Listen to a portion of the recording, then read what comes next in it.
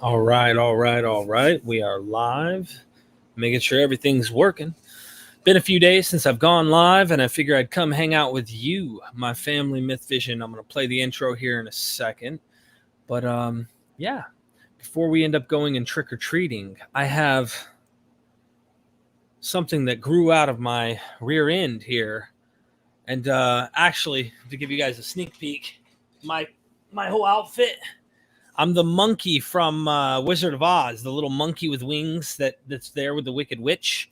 And my wife is going to be the Wicked Witch. And I'm going to be her little slave monkey with wings on my back and stuff. So it'll be fun. Let's get the intro started.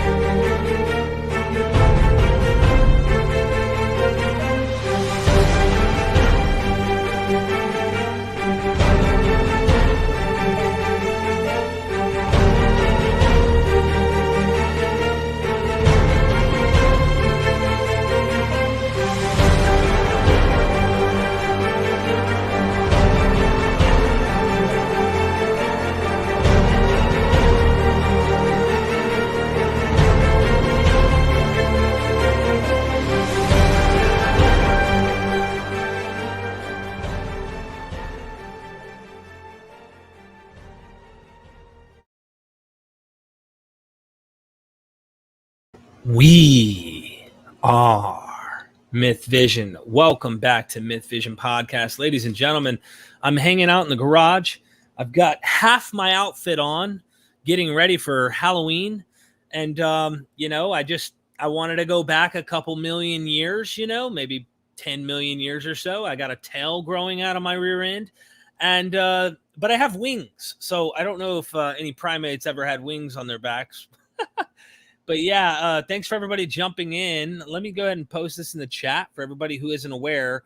November 7th, I'm getting this out of the way, online, I am going to be there with Bart Ehrman. In fact, it looks like I'll be going to his house here sometime this week, helping him set up his he's got some hardware that I need to try and hook up for him because, some of the old school guys are trying to figure out how to use certain stuff. And I'm only an hour and 10 minutes from him. So I'm looking forward to that. Go and meet him in person. But on the 7th at 3 p.m. Eastern, there's a webinar. You could sign up. It's going to be online. If you missed the live, you can always watch it after. You could sign up through the link. It's right here in the chat. It's also, I should put it down in the description, but I just posted it in the chat. I think you guys can see it. Yeah, here. There it is. But yeah, go check us out there. And then I keep dropping bombs, right? Should women shut up in the church? We did a conversation yesterday. I did it with a scholar on the topic, and his teacher takes an interesting stance on what happened there, right? Is it interpolation? Did the later church try to make Paul a misogynist, or was Paul really like this, or do we misunderstand it? So many different views. All Israel shall be saved. A lot more with Dr. Allison. We've got all of this right here is Allison. And, I'm doing some polls and stuff, getting different people's thoughts on what they really like about the channel and what kind of content they're liking. MythVision patrons have that kind of option. So I just do this out the front to show you guys women at the tomb, Matthew's gospel, ghost does not have flesh and blood, yada, yada, yada, yada, yada, yada, yada. And it goes on and on. And then you hit reload. Anyway. Thanks for jumping in. I wanted this to be a hangout. Let me pop myself back up. Wanted to be a hangout and say what's up to everybody here. I'm going to see what's going on in the chat. So spooky myth points here, please. Absolutely. You already know you're definitely getting the myth points. Now, does that mean the points exist or they don't exist? Have they been mythologized? Is 1,000 points really 10,000 points? Is it an embellishment? I'll let you interpret it however you please. But they're myth points nonetheless. What's up, Baron? Christopher? I don't know what you mean by hard R. Not sure what you mean. Zagros, what's up, my friend? We are Venom. I mean, MythVision. We're live. Ben the genius. Genius Ben is here. I'm just, man, that's your new nickname, bro. Every question you send me that I ask the scholars, they look at me like, oh, this is an informed question. This guy's read some things. So yeah, let me dig into my brain to pull out answers. Gus says, evolution. Does this man believe he came from a rock? Oh, man. M. Doug says, is a winged monkey a winky? Never, ever. Paul Williams. What's up, guys? Jojo. Jesus Wizard. What's up? Confirmed Fury. Hit that like button, JS said. Let me see. What? Let's see. Oh, it uploaded. Hold on. Updated here. I'm trying to catch up. Have a live during a man UTD game. I'm sorry. I don't. Dude, if that's a. I don't know what the UTD game is, so I'm ignorant. Sorry. And if it's a football game, I rarely even. I'll watch football whenever I'm like around people who are watching football. I don't really get into it. I know that makes me weird. Flash Gordon, the end of the world is coming. Here for my myth fix. Deb, what's up, Deb? Only the Gospel of Thomas is not misogynist? I don't know, because at the end of the Gospel of Thomas, there's a part where he says the women will become men, if I'm not mistaken. Like, they're going to get saved too because they're going to become men. I don't know. like that makes them special. I don't know. So let me see what this super chat has. Zagros, you're always great, man. Thank you for showing love. I always appreciate that you guys keep the lights on, because if the lights were out, you wouldn't see this really cool hoodie and it shine with all its colors, right? You wouldn't have lights. No, seriously though, you guys keep me going, and I haven't done lives in a few days. I just want to bounce on here, hang out with you for a minute or two, maybe more than a minute, and just tell you guys what I've got going on. I've got a lot of stuff I'm working on. I mean, a lot, and it keeps piling up. There's so much stuff coming. I'm trying to make a trip to possibly Ohio University or Ohio State University. I'm in contact with, right now, Christine Hayes is overwhelmed. I'm trying to make some contact there, and potentially Paula Fredrickson, Dr. Fredrickson. I'm going to be trying to get up with her. I want to get the big heavy hitting critical scholars and go and interview them in person.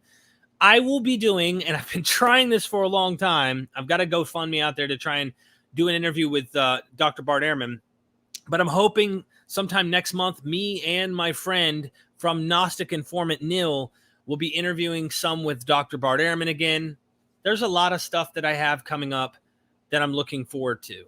A lot of these scholars, I just feel like no one out there is doing the particular thing I'm doing, which is why I love doing this, and that's making history with high quality camera gear in person.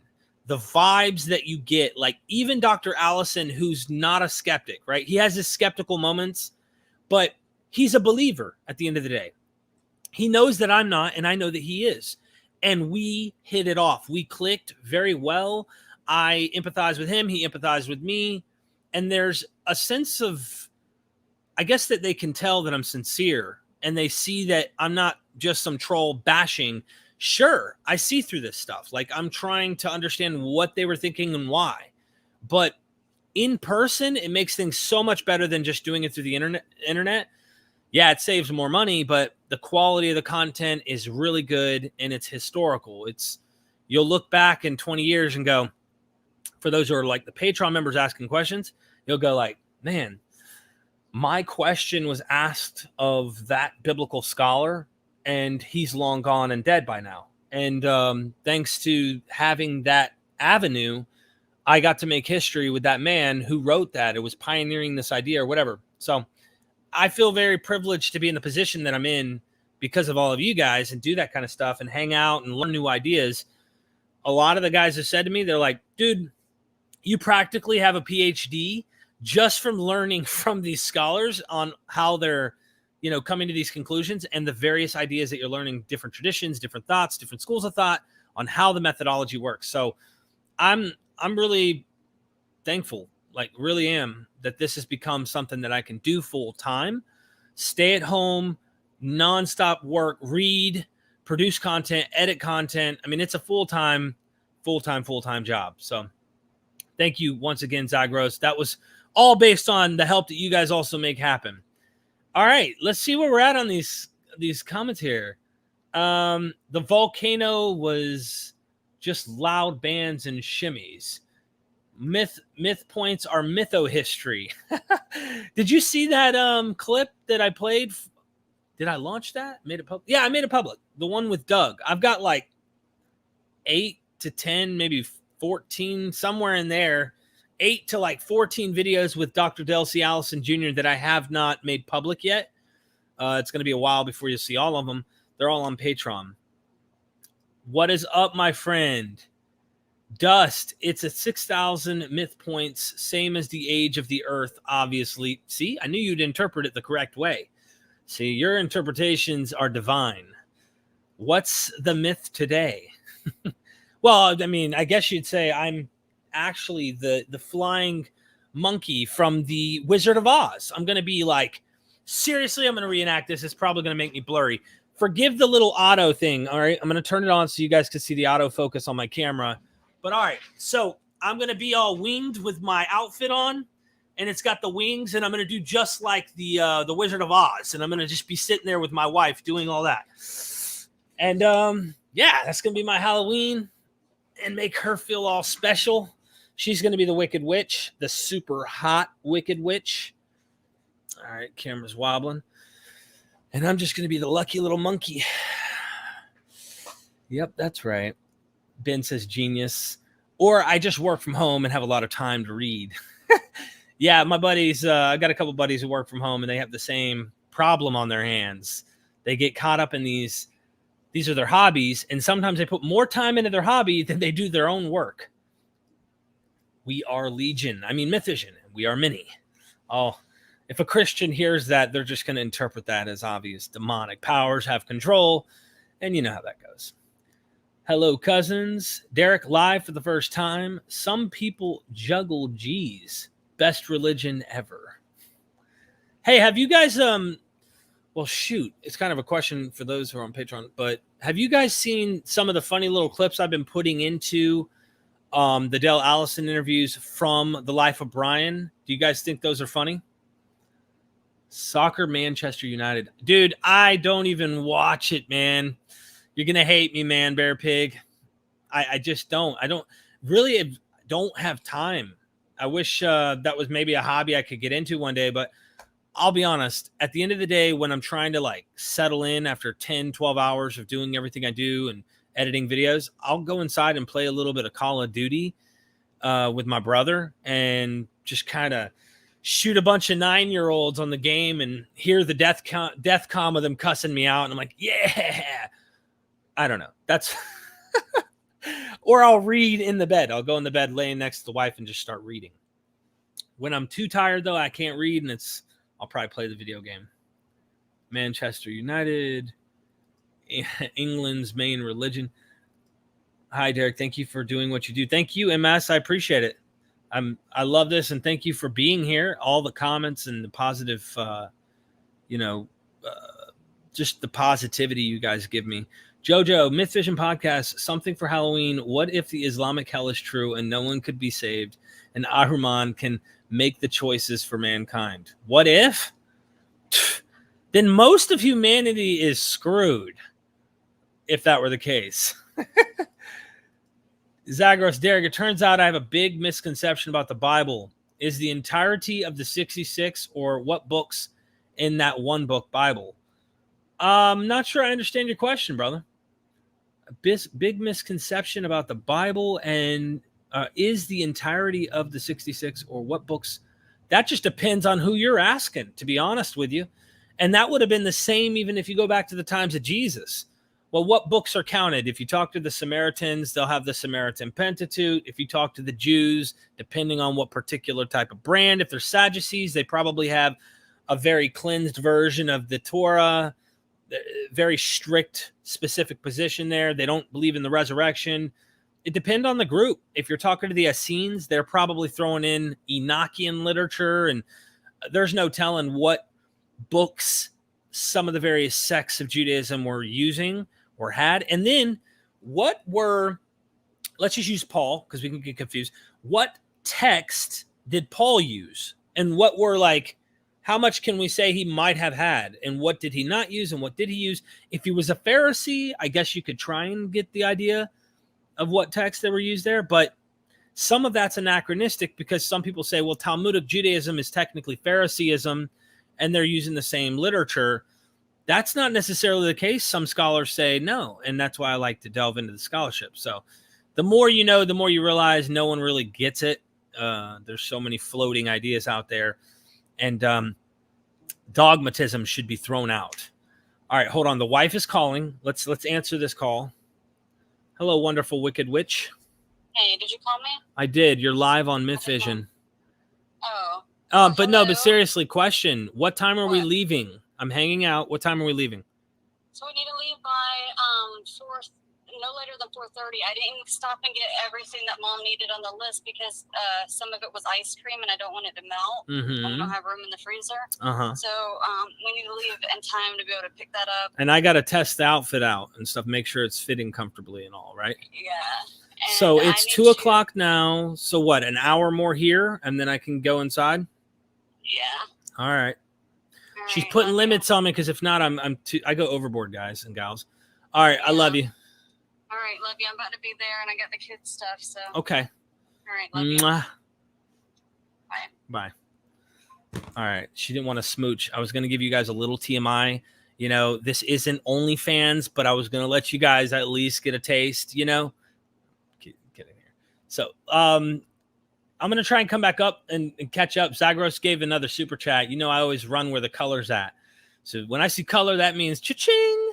That keeps the lights on. I thought that the Bible contains some parts of each of the 66 books, but I've been told that the 66 books are in their entirety in the Bible.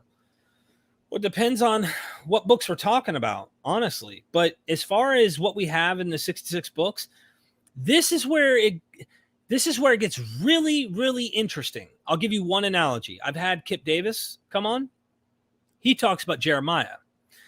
The Jeremiah we have in our Bible, imagine it's like, here's 100%. Here's the 100% version of Jeremiah, and it's big and fat, and it's like a big hamburger with all the lettuce, tomato, pickles, the whole nine. But we found a version in the Dead Sea Scrolls that was just the meat and a slice of cheese. No lettuce, no tomatoes, no added stuff. So it was a much more condensed and not loaded or packed version of Jeremiah. The question is, did someone later add all these details and commentary into Jeremiah on their own ideas, if you will, at some point later on, to make Jeremiah say what it's saying in our modern Bibles today?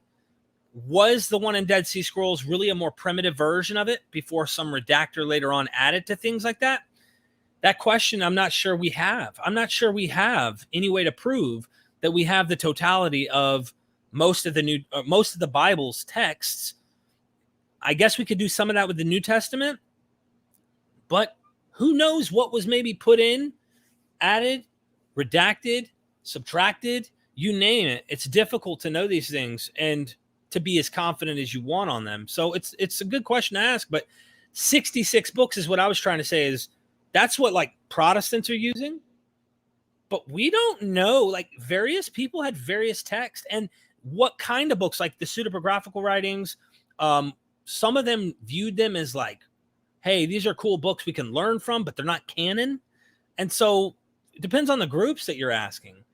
But I really appreciate that. Actually, guess who's in the room? Dr. Kip. Oh. Hey there. Hey, how's it going? you can answer that question a little better than I can. I was just talking about how you were bringing up Jeremiah has become the fattened calf, you know, and it really was the skinny calf at one point. Yeah. So it's not the difference in the Jeremiah text is well, the two versions are the Masoretic text version and the Septuagint version. So we knew about it before the discovery of the Dead Sea Scrolls. What's really cool about the Dead Sea Scrolls is that there's actually both of them there. So, I mean, this is a situation where not only did text go through. You sound way better when you turn toward your TV. I think your microphone is. Yeah, I could move it. You know, I could maybe you put should it hold over it. here. You should just hold it. Should I just hold it? You should just hold it, bro. You sound really good when you got it up to your lips. There. Yeah, I know, but I don't like. Thank you, Jason, for the super chat, my friend. What's really, really cool about the Dead Sea Scrolls, though, is that well, yeah, so we have both there, and what that indicates to us is not only were there variations in between these versions, but people were aware of it. They knew it. They knew that there was at least two versions of Jeremiah, and it didn't bother them. Yeah. They were like, "Oh yeah, whatever." Once you set up a house of cards, like what we see modern Christians do, and it's not just modern Christians, by the way. My investigation into Islam recently, like there's Islamic scholars I'm talking to who are like, modern Muslims, the way they're viewing the Quran's tradition of preservation, they're setting up a house of cards of preservation. Like so much so that like we don't have a single manuscript throughout history that copies and things. Like there's some people becoming kind of like King James onlyist, where they think that everything's inerrant and infallible, and if you find anything that wasn't in the text or shouldn't be that was added later and stuff, they disagree to the T. And if you can prove that, their house of cards comes tumbling down. Yeah. So if we can get rid of that mindset of being such a fundamentalist and just have nuance, just like ancient scholars who read this had the nuance, then maybe your Christianity is a little more mature, if that's a better way to put it, I guess. Yeah, for sure. For sure. I would agree with that. Zagros had to follow up. He says, for example, in the Bible I own, the book of Ezra is just 5 pages. Is there like a book of Ezra out there from which 5 pages were put into the Bible, or is that the full book of Ezra? We don't have any reason to think it isn't. So, I mean, there are certainly instances where, well, I don't know about the biblical texts themselves, but I mean, we have instances of texts which indicate to us clearly that, you know, we only have part of what's left. Right. But yeah, we don't have any reason to think about Ezra, and I'm not even sure. And he's asking about like the, well, I think what's going on here is people have a modern sense of what a book is. Yeah, that's another thing. Which is pretty different from like this question right here. Esther's like 4 pages. What kind of book only has 4 pages? Exactly. So a very, very short one. But in antiquity, I mean, you think about it, it's you know, people. It was much that much more difficult to write even and to create books than it is today. So they tended to be shorter. Yeah. And you know, things that got identified as books were oftentimes just short statements by individuals. I mean, any one of the so-called minor prophets or the 12, you know, several of those are very, very short. I think Joel is only like, I think it's less than 40 verses. It's a couple of paragraphs. And it was included because, you know, somebody thought it was important enough to write down, and somebody thought it was then important enough to continue to transcribe it. So, but it's you know, this is something I think I mentioned this. I was on a did you know this? I was on a Discord Q&A with Dr. Josh last night. No. On T-Jump's channel. So how'd that turn out? It was fun. It was lots of fun. I think it turned out well. But I brought this up there. And a lot of people, I think, are unaware that some of these really short books were always collected together with other really short books. So even today in the Hebrew Bible, we talk about the minor prophets or the 12 prophets not as individual writings, but as part of a larger collection called the 12. And we actually have manuscripts from antiquity where, you know, they were collected together as a group.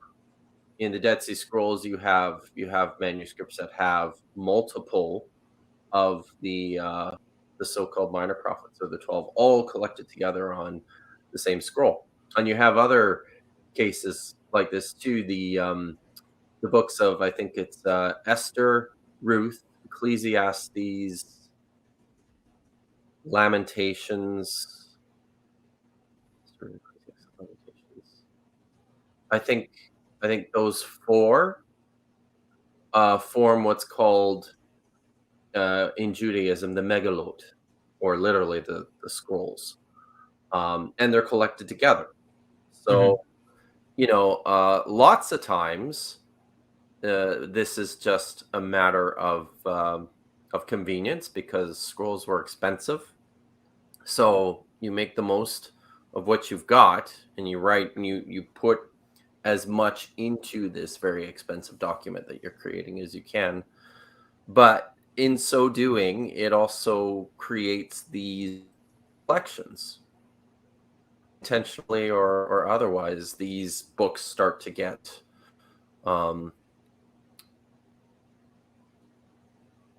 like they become part of a compilation, really. So anyways. Yeah, no, let me grab this super chat here. Zagro says, I think the idea I have of the Bible actually being super long was due to Sam Harris once saying it would take months to read the full Bible compared to one day reading of the Quran. I mean, depending on your reading skills, and to be honest with you, even if you read the Bible in a month or two, sure, you're going to pick up a lot of insight. I'm not denying that. It took me in high school, the way I was reading it was like, not like a scholar where they're literally breaking down, looking at the sources, checking the words out, going to concordances and looking at trying to find out what meanings are of certain things. But I remember when I went back to reread the Bible again a second time, how much I did not even see. I missed so much. So if you did read, let's say, the Bible in 2 months, I can guarantee you're going to get a lot of insight of what is going on. But every time you read it, you're going to realize how much you didn't realize, I guess, really pick up. And I think the same could be said maybe of the Quran to some degree. I mean, I haven't read it through and through, but I've been starting to chip away at it. It's just, there's too much out of our cultural context. There's too much out of our, like, what we think. And then now I've got to put on the mind of an ancient Israelite to try and figure out, you know, and when you ask these experts like you, Kip, you come on and you're like, oh, well, we don't even know what this word actually means because this is the only time it's ever used in any literature. We have no other context to really like know what it means. And then you have people preaching from pulpits saying what it means like they know. That's a huge red flag to me. It's like, you are claiming to know what no expert out there can be certain of. I mean, sure, if you go, well, we're not sure. If they quoted scholarship, I'd have a lot more respect for them to say, we're not really sure what this means here. If it means this, then this is the conclusion. If it means that, then this. You see what I'm trying to get at? Like, that's not what happens, though. No, it's true. They always have to be, they got to know. They have to be right. And that's fundamentalism, I think. Yeah, that's fundamentalism. Thank you, Zagros. Appreciate it, man. Yeah, I got a couple more super chats. One that I think would be interesting. Mr. Monster, what's up, my friend? If you could choose one era in 4 billion years of Earth's existence, which era would you choose to experience? Oh, shit. For me, I would love the boring billion. Is that which billion is that? I guess the first one? I don't know. Maybe, I don't know. Can we come back? Or are we stuck there? Because that would you know, if we can't come back, then I'm staying put. Thank you very much. So yeah, no, I guess if you could visit, all right, so it's one era in 4 billion years of Earth's existence. I mean, it depends on what you want to know, because for me, it would be interesting to watch, for example, if we can go back to where life started and we could watch it happen. Abiogenesis happen, right? Like somehow we could fast forward the clock and watch under what exact circumstances this took place. That would be awesome. But if that wasn't if that's not what you're looking for, I feel like it would maybe answer the past, go back, let's say, pre-Ice Age up to the development of what we see in religions and how they went from animism into what we have. I think it would shock any modern believers. I don't think, if we could record that and let everyone see it, I don't think fundamentalism would exist. Maybe, I don't know, but I doubt it. Yeah, no. Well, I also doubt it. But and it's tough too, because fundamentalism is a reaction, right? It is it's a reactionary response to the emergence of modernism. And it's kind of funny, I think, because fundamentalism, in terms of the tools and the method, is very, very modernist. Like, I often think it's just a total mistake for Christians to be countering the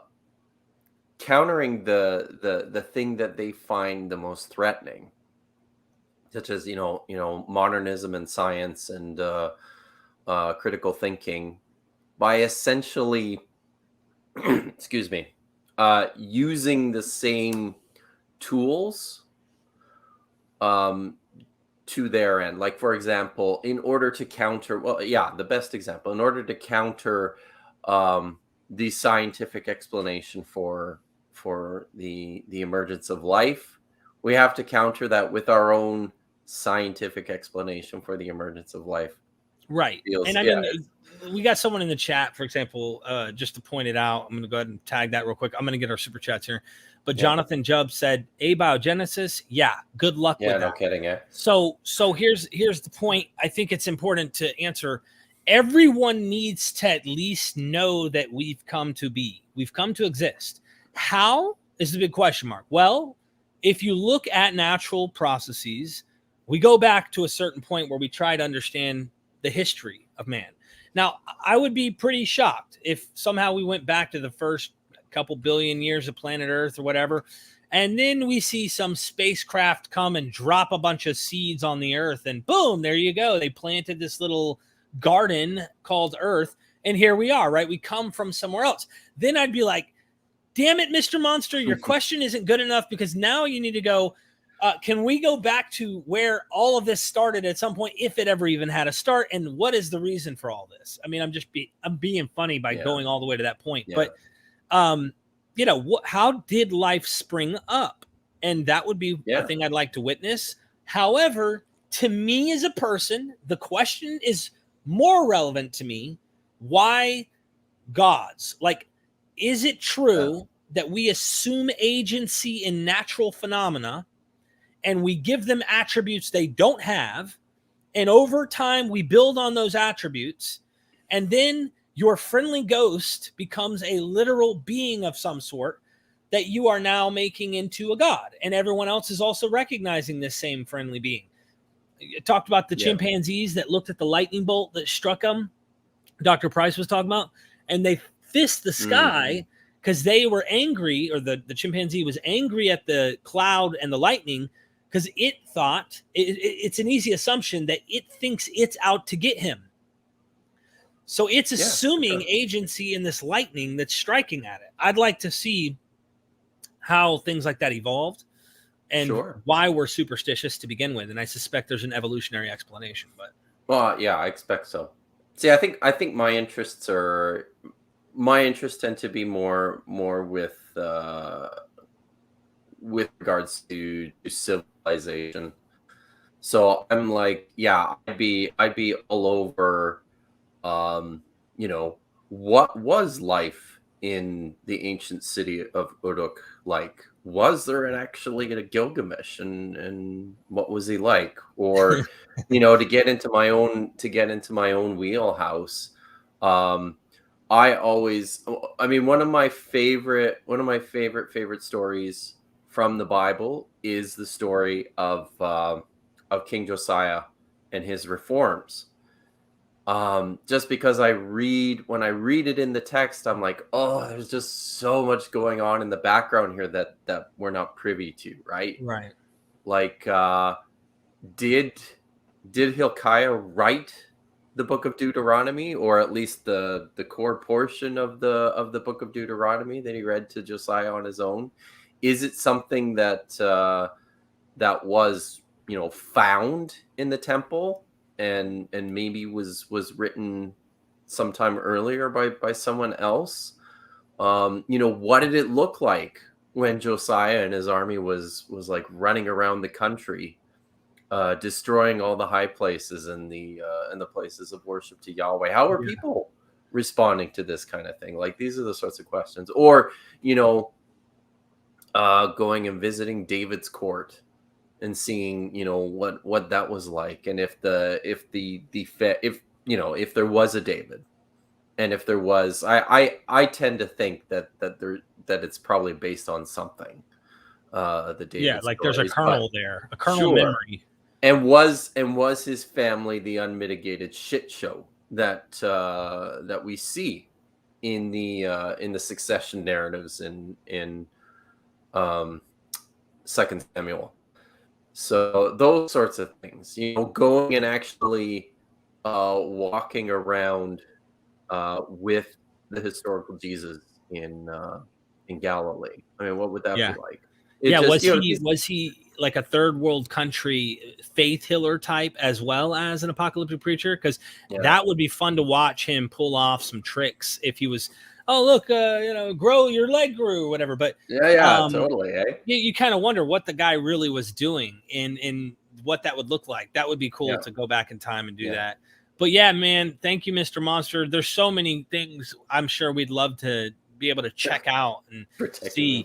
Zachary says, for both of you, and thank you for the super chats, with the emergence of Halloween coming as fundamentalists, what did you guys think of Halloween? My parents were strict about it.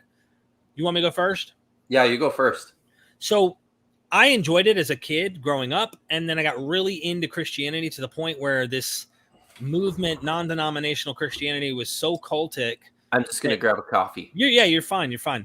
They would literally teach that on Halloween, there are satanic cults. Like, this is what we were told.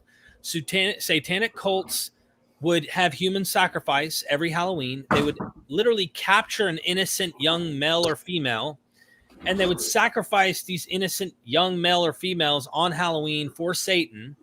And that this is the day where, there is this idea that floats out in lore that the spirits are most closely to our reality or whatever. And they show the most. So we really would get together on Halloween and pray. But then later on and stuff like that, Christianity that I got into was more relaxed on these things. And I think as a Presbyterian, we were like, I can't remember what saint or what Christian Protestant reformer. There's somebody in history that is significant to Halloween in some way, but we would just have church. We'd believe in Jesus and kind of stuff. But I had like already experienced what fun Halloween was for the common folk, of going door to door and getting candy and having that kind of fun. So it was I've had a weird different view of it over the years of my Christian and non-Christian life. What about you, Dr. Kip? Yep. I feel ripped off. I feel like I was robbed of the most fun part of Halloween during the funnest part of my life. So I have memories of trick-or-treating when I was like 4 or 5, 6 years old. My parents would take us out, but then very shortly after, I started elementary school, probably grade 2, 3, somebody got it into their heads that the Halloween was very similar to you. It was the day of the devil. It was the day that all the Satanists and the devil worshippers got out and committed their most heinous acts of deviance, and that the spiritual activity on that particular day was especially heightened, and it was dangerous. Yeah. Right. I mean, we were told you have to stay home because it's dangerous out there. Like it's, you're participating in something occultish, and that's going to affect you. So my parents used to, they tried to make it as fun as they could. So, we would shut and lock the doors, turn all the lights out in the house. Would bring home a couple of pizzas. We'd sit in the basement and watch TV, and our parents would give my brother and me, like a bag of candy, but it was like really good candy. It wasn't like a bag full of rockets or that wax shit that they or that raisins. Or raisins. Yeah, no raisins. Yeah, So gosh. Every time you turn around, there's a box of raisins. You're like, come on. That was ridiculous. So, they tried to make it fun, but honestly, going to school every November 1st and, not having any cool stories to tell about being out trick-or-treating. And it got worse as I got older too, like all the way up to through junior high school, or I don't know, do you call it middle school down there? Yeah. So all the way through like junior high or middle school, I was still not allowed to go out trick-or-treating. And honestly, my friends used to have a blast running around the neighborhood in the dark every, once a year, late into the night. And I just really feel like I missed out on that kind of stuff. So, I mean, that's something with our own kids, I don't think my wife and I for a long time have not been anything close to approximating fundamentalists, even while we were still practicing. So, but that was one thing that we made sure our kids got out and had an absolute blast. Good. Every Halloween. So I wanted to hey, could I share my screen for a second? Yeah. I'm interested to know if you know this. Oh, not that one. That one. Let me try this again. Okay. And thank you, Francis, for the super chat. All religions equal divide, segregate, and abuse. Great stream. I think that they definitely have ended up being used that way for sure. Do you know this book? He came to set the captives free by Rebecca Brown, MD. Yeah. No, I don't. Oh, man. Seriously, don't buy it. Whatever you do, and I'm telling your audience, whatever you do, do not buy this book. But if you get the opportunity, you should read it, because it is batshit crazy on crazy pills. It's. I'll show you one. I bet you anything. I got one that's crazier than that. Okay, I bet you anything. I gotta tell you, when I was, I think when I was in probably grade 11, grade 12, my dad bought this book and read it and raved about it and wanted me to read it. So I read it, and it scared the hell out of me, because it's about this woman who is actively like in spiritual battle on a daily basis with Satanists, and she has actual physical confrontations with demons and with Satan himself. And she's part of her story is delivering this high-ranking witch in the Satanic church. And it's just it had me so freaked out and so brainwashed that I ended up having like a huge bonfire where I burned, heavy metal albums and t-shirts that I bought at rock concerts and comic books.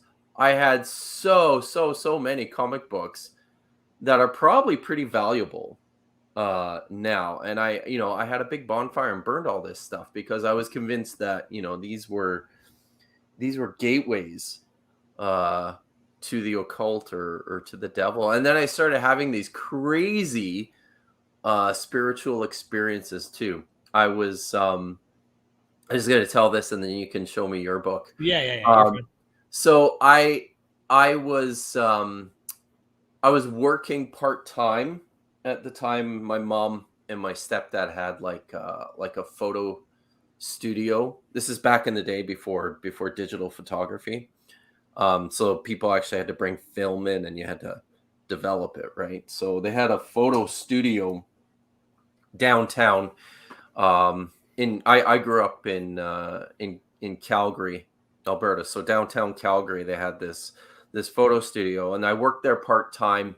And I used to take the train to and from work, and would always, very frequently, I saw like, I don't know if they were Jehovah's Witnesses or people from the Worldwide Church of God, or somebody, standing on the corner and trying to give away their own propaganda. And after reading this book, I started like getting these strong spiritual impressions around every corner, right? So I walked past this same person a couple days in a row, and just every single time continued to get this heavy burden of guilt for not stopping and talking to him and sharing the gospel. And then one day I was walking back to the train and walked past this guy again, and it was a paralyzing feeling that this person was going to hell and I wasn't doing anything about it. Right. And it stopped me in my tracks. I couldn't, I almost felt like I couldn't move. And I was almost in a state of panic because of this. And then like an old bag lady, she's just sort of trundling down the street with her shopping cart. She walks past me. As she's walking past me, she stops and just smiles at me, and then just rubs her hand across my cheek like that. And I was absolutely convinced in that moment that I had seen an angel, and that I had had this incredible spiritual encounter, so much so that it emboldened me to go back and talk to this guy. But this is the kind of thing that that propaganda can do to you. Yeah. Right? Yeah. So anyways. Yeah, real quick, Doug said, which saint was it that lived in a cave and bashed himself with rocks to stop the demons from getting him? I don't know. It doesn't shock me, though. No. The superstitions are legit. So, all right, I read this book when I was a preteen and becoming a teen. Let me show you the book first, just to give you guys a picture. You're probably going to be like, if you know this, you're going to be like, what the hell? All right. This is the book, A Divine Revelation of Hell by Mary K. Baxter. Time is running out. So this book right here, right? I'm telling you, it literally terrified the absolute shit out of me, dude. I mean, I'm talking like she goes to sleep and then Jesus comes to her and she claims all of this is actually true, right? So you're like listening to another Christian. You have no reason to believe that this Christian's lying. So you just accept that she goes to sleep and Jesus comes and says, I want to show you something. And ultimately, her whole thing is that hell is in the frame of a human body. It's like a human body. That's the size. Like it's described in that kind of dimension. There's a head and there's arms and there's feet. There's a jaw where the jaw opens up and you enter in through hell, and the gates of hell are the jaw, and like all this stuff. And then there's the heart, and the heart is the worst place in hell that you can go to. And the vivid, detailed description that she gives of the demons and how they torture the humans. And oh, bro, I can't even freaking tell you how dark. I read this and it put me in a state where I, like you talked about, I have to save people from going to this place. Like I have to. It's powerful. But It is bad. hold on, put that back up, Derek. I wanted to point out a couple things here that I think are kind of incredible. Notice that this is, where was it? This is the unabridged version. So that means that at some point in time, this was such a book that was in such high demand that she made like a shorter version with just the highlights that was probably a little cheaper for people to buy. Right. And also, this is the audiobook read by the author. Now, I can't imagine. What a trip that must be, eh? I read it like through paperback. In fact, let's see what she sounds like. Hold on. Let me do this. Let me share real quick. Let's see how she sounds. If this will let me. Oh, wrong one. Let me pull this up here. Stop screen share. Let's see what she sounds like just to get a tease. Let me know if you can hear this. All right, let me mute my. 1. Into Hell. In March 1976, while I was praying at home, I had a visit from the Lord Jesus Christ. I had been praying in the Spirit for days when all at once I felt the very presence of God. His power and His glory filled the house. A brilliant light illuminated the room where I was praying, and a sweet and wonderful feeling came over me. Lights flowed in billows, rolling and folding into one another, and rolling over and out of each other. It was a spectacular sight. And then, the voice of the Lord began to speak to me. He said, "I am Jesus Christ, your Lord, and I wish to give you a revelation to prepare the saints for my return, and to turn many to righteousness. The powers of darkness are real, and my judgments are true. My child, I will take you into hell by my Spirit, and I will show you many things that I want the world to know. I will appear to you many times. I will take your spirit out of your body, and I will actually take you into hell. I want you to write a book and tell of the visions and the things I've revealed to you. You and I will walk." And only charge $9.95 for this book in the upcoming edition. After that, you can print a third edition at $29.99. No, I'm just kidding. No, and then seriously. an unabridged version, and then you can resell the unabridged version. Yes. So I see a couple, and I thought so at first too. When she first started talking, I see a couple of people thought that she's that the voice is a bot. Right. I don't think it is though. No, she's bro, and she sounds exactly like I imagined she would sound. You can hear the lilt of the crazy. Oh, sorry. You can hear the lilt of the Southern accent. That it's in there. Yeah, no, it that's it gets worse. I mean, I cannot tell you as you're going down, right? She you're literally, she does a wonderful job writing it, because you see when she's describing, she's very descriptive. You see what she's saying as she's saying it. Your imagination really kicks in. Yeah. You're seeing humans, right, in this tunnel down through hell, and there's supposedly many tunnels. And by the way, hell is in the center of the earth. I'm not kidding you. I'm dead serious. This is what she teaches. So Jesus takes her down into the earth where hell is, and you're seeing people reaching out, trying to touch her as Jesus takes her down, but they can't touch her because Jesus is protecting her the whole time. And dude, I'm not kidding you. Before I get the super chat, I got to tell you, this is like the wild part. There's a moment in the book when they get to the heart of hell, the worst place you can go, and you're like, how could it get any worse than this shit that you just described to me? And it gets worse. I don't know how she was able to do this with a pen, okay? I'm like, how do you make it worse? Well, they get into the heart of hell. Derek. I know, you're right.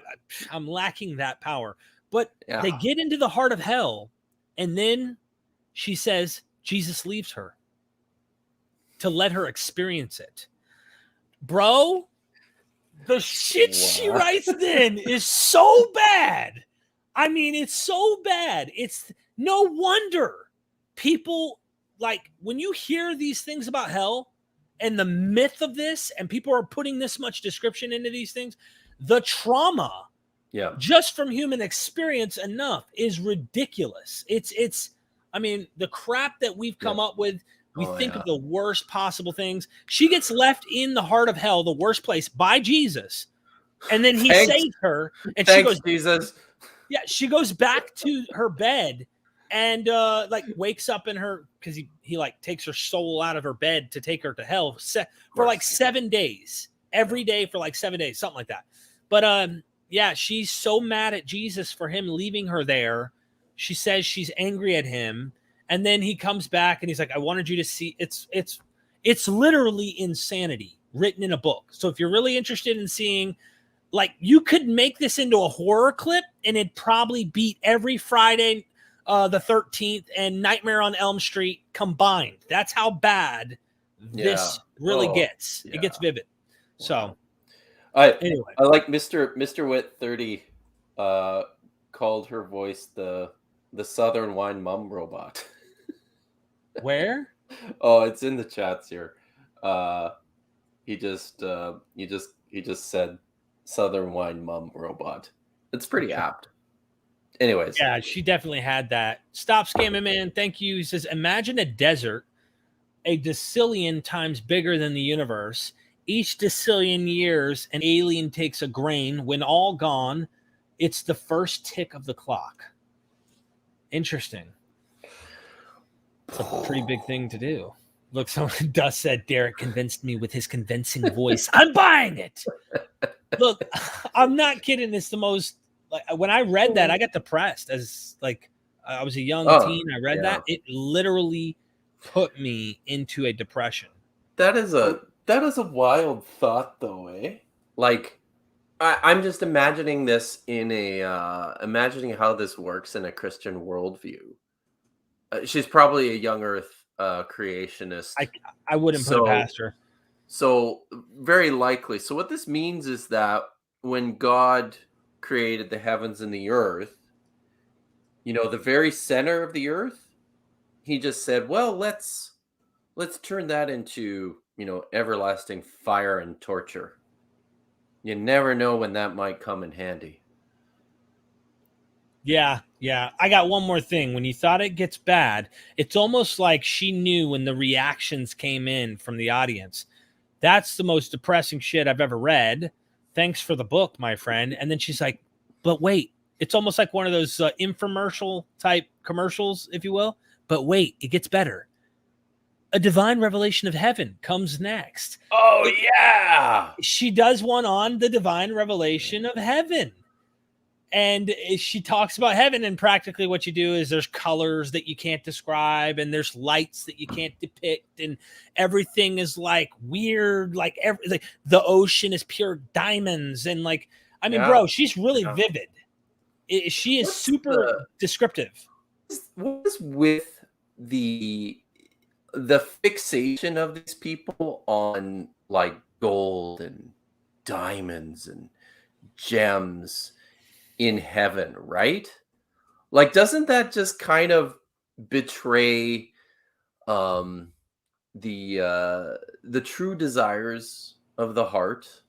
When this is your vision of heaven, it's like this super gaudy, pretentious place filled with, like, to God, these things. To God, a diamond is no different intangible value than a pine cone. I mean, wouldn't you think?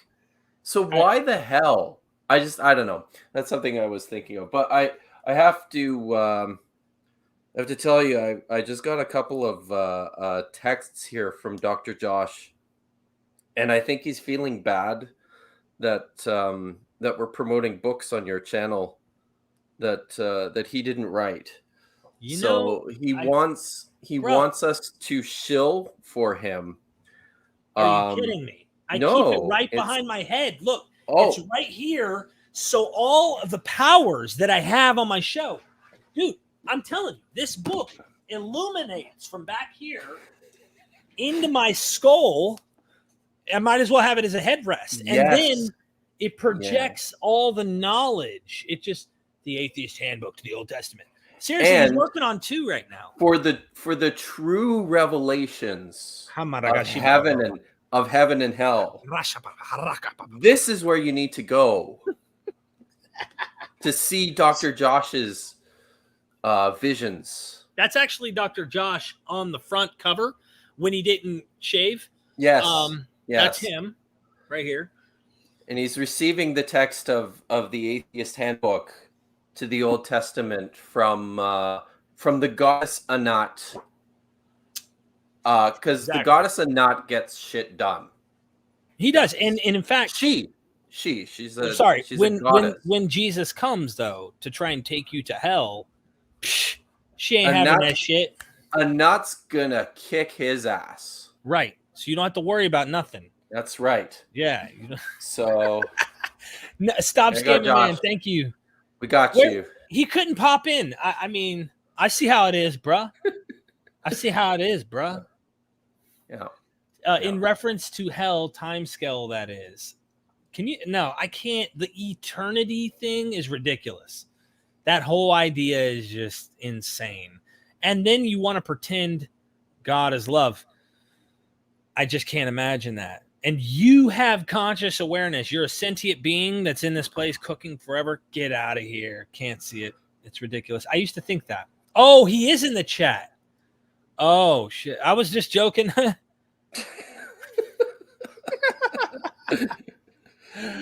Oh, snap.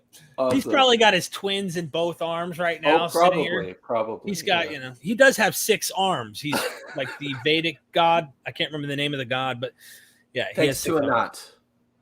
Yeah. Thanks to Anat. Exactly. So Constellation says, can Kip tell something about Barakat 6A6 in the Babylonian? So I'm afraid I'm not up on my Babylonian Talmudian references, and there's a couple different systems too, which makes it all the more difficult when it comes to navigating this stuff. I can try and take a look here. While you do that, I'm just going to play around here. Spartan says, I heard Dr. Josh actually wrote the Old Testament. That's why he knows so much about it. That's actually false. That's it's wrong. Not. I was told the same thing. No, Spartan theology is misleading you with that tidbit of information. I'm afraid. Okay. Sorry, guys. Dude, you got to stop spreading. Dr. Josh did not write the Old Testament. What did he write? The Dead Sea Scrolls. SJ did. Oh, okay. Well, Spartan, just stand corrected, bro. I thought you were right too, because this is what I heard. It's okay. I'm wrong too, so you're not alone. New subscriber says, enjoyed the vids. Thank you. Appreciate it. I used Dr. Josh's book as a pillow. It cured my back. Hallelujah. Oh, you know what I'm saying? You felt that? You felt that energy that I just put out? Hallelujah. The vision of heaven will include a gaming chair and a wraparound screen. That's a fact. M. Doug knows exactly. You've had the visions just like me, brother. Hallelujah. All right. Where are we at now? I'm still trying to see if I can find Becquerel. It would be helpful if the oh no, I don't think I've got some I don't read the Talmud very often, so I do have some computer resources, but they're also really hard to navigate, and but if the guy with the here we go, is this the one burning black cat after birth? Okay, it's about burning black cat after birth and rub into eyes so you can see demons. Evidently there was an eyewitness to it. Sounds like Halloween stuff, It sounds credible. Wow. It does. Yeah, there's a lot of wild shit in the Talmud. In the Talmud and in the and also in the I guess what we would call the Rabbanim, or the rabbinic literature, like the Midrashim. It's pretty interesting. It's pretty awesome. I was actually I'm working on a video project with Dr. Josh right now, and I was doing some reading just yesterday from, well, this isn't really rabbinic, but I was reading from the Targum Pseudo Jonathan to Genesis. So this is one of the Aramaic translations of the Old Testament that was made at some point in the Second Temple period. And in the part that I was reading is the story about how Satan, who is actually in the Targum called Samael, comes down and possesses the snake, and then actually has sexual intercourse with Eve, right, in the garden, and she gets pregnant and gives birth to Cain. So it's a wild story. Yeah, Anyways. they've got an interesting different take too of Cain and Seth, the lines of Cain and Seth, because from what I understand, they don't take them as divine beings, as if, like, what I mean by that is the sons of God who come down out of heaven that we would think of as heavenly beings. They think these are just humans. The sons of God are actually the line of Seth, and Cain's line are just daughters of men, from what I understand, or something like that. So they don't take it as these are fallen. What we see from the Mesopotamian literature is the Apkallu, or whatever you'd like to say. If you look at the Greek literature, these are gods coming down and mating with humans to have weird offspring. They don't take that interpretation, from what I understand. I could be wrong. Am I missing something? In some traditions, yes. No, I was just responding to someone in the chat here. The sounds from hell thing, I think I've heard this before, and I used to get into these things when I was like, oh, look, you can prove that hell's in the middle of the earth, because even as a Christian, you're debating with other Christians all the time. If you're not wasting your time arguing with atheists or people who don't believe, you're doing it amongst yourselves. So that's typically what goes on. And I was trying to prove that hell, no. Mary Kay Baxter is telling the truth. Hell is inside of earth. And dude, just wild. Absolutely wild. Can't stop Scammer Man's talking about the cat. I can't imagine why anyone would want to rub that in their eyes. Well, I can't imagine why people would, like, I guess I could imagine if you're superstitious, but like pouring blood, onto yourself, like as if this blood is somehow washing away or protecting you from something. Gotta be. Yeah. Anyway, I've got 2 minutes till 3. Okay. And then I just want to go. I do have to go here in a minute. No, I should probably run too. I've got Were you ever a Universalist while you were a Christian? No, I was never a Universalist. I was just a regular, if you could call it, Arminian type, non-denominational Christian who believed Jesus and God loved everyone and wanted to save everyone. And then I became more Calvinistic, realizing kind of like Paul saying God is the one pulling the strings and pulling the punches, and he makes people do what they do, but he still blames them, even though really the question of why does he still find fault? And then Paul's answer isn't, well, because this is why. No, who do you think you are, you molded clay?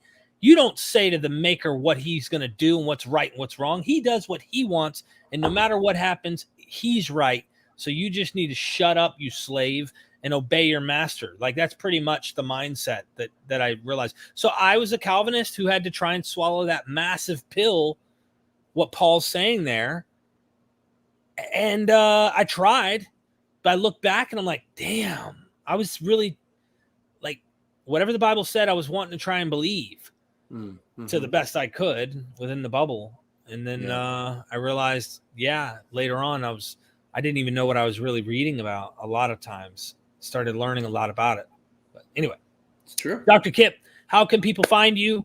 I know how they can find you if they really have a hard time is they take this book from Dr. Joshua Bowen and buy it. and then it'll direct them like a GPS to all your locations to find you? At all times. There's actually like four people I've never seen before standing on my driveway and staring at me. It's creepy as hell. Thanks, Yes. Dr. Josh. Thank you, Dr. Josh. So Appreciate yeah, it. way to go. So but I also, if that doesn't work, and if you're, not so much interested in my GPS location, you can find my my videos on YouTube. I have my own channel. It's under my own name, and yeah. Oh, hey, can I I wonder if I should. I think I kind of should do this. Can I give your audience a preview? Ooh, teasing the audience. Do you want to tease? I'm always down for a tease, bro. Okay. Should we see if this works? Let's try and give you. Some said they already have the book and they love it. James, thank you, my friend. You have salvation, bro. Absolutely. Tim says, thank you, Dr. Kip and Derek and Dr. Josh. Thank you. So, okay, I'm waiting for you to share your screen, right? I'm just trying to pull up the video here too. So it might take. It's okay. My monkey tail, for those of you tonight, I am going. I didn't put the whole suit on because it's hot, but I'm going to be the monkey with the wings from the Wizard of Oz, and my wife is going to be the wicked hot ass witch. Are you taking kids trick or treating? I am taking them to their grandmother's tonight. She's having a party? Halloween party and hooking them up. Yeah. Well, that's exciting. So I have to go this way. Okay, there we go. I'm just getting over the ad here, and then I will turn it on. Okay. Okay. So give me like 20 seconds. So, all right. Okay. Share. And if I do, how do I do the audio? Does it just do it automatically, or do you know? Can you still hear me? Yeah, I can hear you, but I don't see anything shared. No, I haven't shared yet. I'm just wondering how to. Oh yeah, share tab audio. All right, here we go. Miller, can you see that? Yeah, I'm about to pop it up real quick. Troy Miller says, we must see your wife as the hot witch. Christian pods show their pets. Let's all decide which is better. You trust me, hands down, my wife is better. But I'll take some pictures, and I'll make sure you guys can see her all dressed out and casting spells on me. I'm going to probably be turned into some type of monkey tonight from all her incantations, which are totally prohibited in the Tanakh. So do not do them. It's true. All right. I see it. Now, hold on real quick before you hit play. Is this going to end up screwing me on copyright or something? No. I've already gone through the YouTube police on this one. Okay, cool. We're good then. So we're good. All right. You ready? Yep. Here we go. Here's your taco, mister. Whoops. First of all, can you hear it? Yes. Okay. I'm just going to rewind it again and start. All right, here we go. Taco, mister. Whoops. Fell in the fryer. I'll get it out. Oh! Yeah, so skeptics want us to believe that Jewish scribes got together at some point in the past and said, you know this pagan epic that claims gods other than Yahweh rule?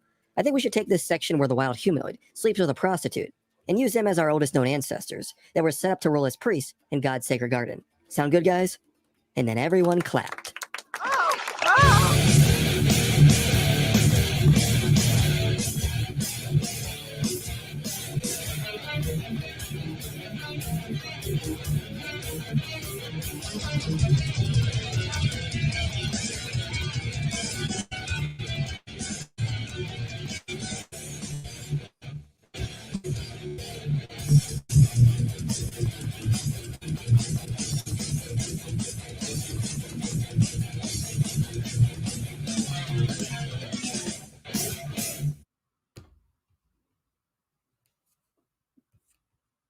Can't hear you, man. Why can't I hear you? I had it muted. Okay. I said, get ready. I just posted the link to your YouTube. Everybody go check it out, subscribe, get ready. Him and Dr. Josh, I'll put it politely, are tired of watching what's coming out from my friend, Inspiring Philosophy, Michael Jones. The things that he's saying, they're just kind of like, he can't get away with that any longer. Like we have to address some of these problems that he's doing. And he knows how to edit. He knows how to create some fantastic videos. But at the end of the day, the scholarship is just not there. So subscribe to Dr. Kip and, of course, Digital Hammurabi. You guys are collabing in this effort. I look forward to it. When will that be released? Yep.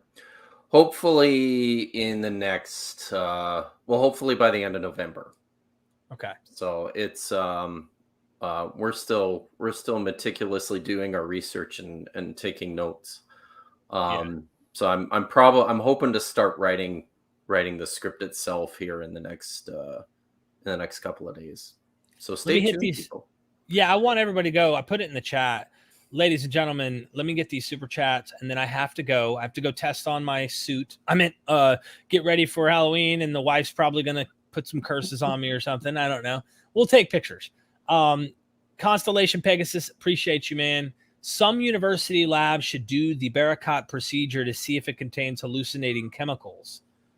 Interesting. Roger, I appreciate a super chat. Another great topic, guys. Thanks much. I really appreciate you guys. Obviously, all the super chats always help. William Arens, thank you. Reading either Maccabees 1 and 2 or the Revelation of John as a child is as frightening as any other account of hell, except perhaps Dante's Inferno. Interesting. What are your thoughts about that?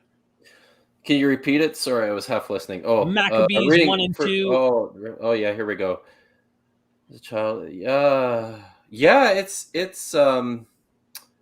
Maccabees 1 and 2. I guess as a child reading that would be rather terrifying. I don't know. I think they're kind of fun because lots of this stuff tends to be like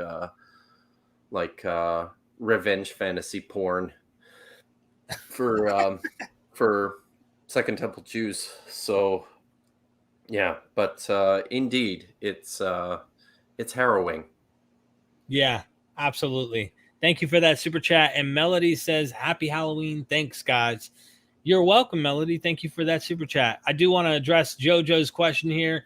What if the Christian church hell, Islamic hell, Norse Viking hell is true and Ironman could choose who goes to hell? It is Halloween, by the way. I guess, I don't know. I mean, if you wanted me to pretend like I'm not even trying to dispute the fact that it's really true, I guess be a good person. At the end of the day, from what I understand, you walk this like bridge. It's like a knife sharp edge in the Zoroastrian idea. And if you're unrighteous, you'll fall into a lake of boiling lava. But if you are righteous, it'll be like taking a bath in warm milk. So I guess just be a nice guy, because it's not, even these aren't necessarily based off, do you believe in my God? Because if you don't believe in my God and have faith in this particular deity, you're going to hell automatically. No, it's more like weighed justice and righteousness of your actions in life, just like the Egyptian gods, there's the, the feather. I can't remember exactly how it's described, but ultimately they're weighing whether you've been a good person or not. You know what I'm talking about, Kip? Yeah. And if it weighs more than a feather, you get eaten by a crocodile god or something to the effect of like that. Yeah. So it's about being a good person. Totally. That's pretty much it. Totally. So, but at the end of the day, there's good reason to think all of this, all of it is just superstition, ancient philosophy, trying to explain, life. Things we don't have answers reasons are to think this is perhaps the best reasons are to think that it's all superstitious nonsense. Yeah. Ultimately, at the end of the day, that's what it is. So I love you guys. Thank you, Dr. Kip. I posted a link to your video in the chat. Thank you. Hope everybody will check it out. Go subscribe. Yes, please. Please do. And enjoy Halloween. Be safe. when you bump into those satanic worshipers who are human sacrificing tonight in those remote locations in the woods where there's a bonfire and they're circling it, making those chants, just remember, okay, that they need Jesus, and you can go and you can proselytize them if you don't end up on their little altar yourself. So I'm being stupid, dude. We used to really believe that that's what was going on. So yeah, it's actually, there is if you look into it, there's quite a bit written about the Satanic Panic from the 1980s, and it's pretty amazing. It is a Satanic Panic thing.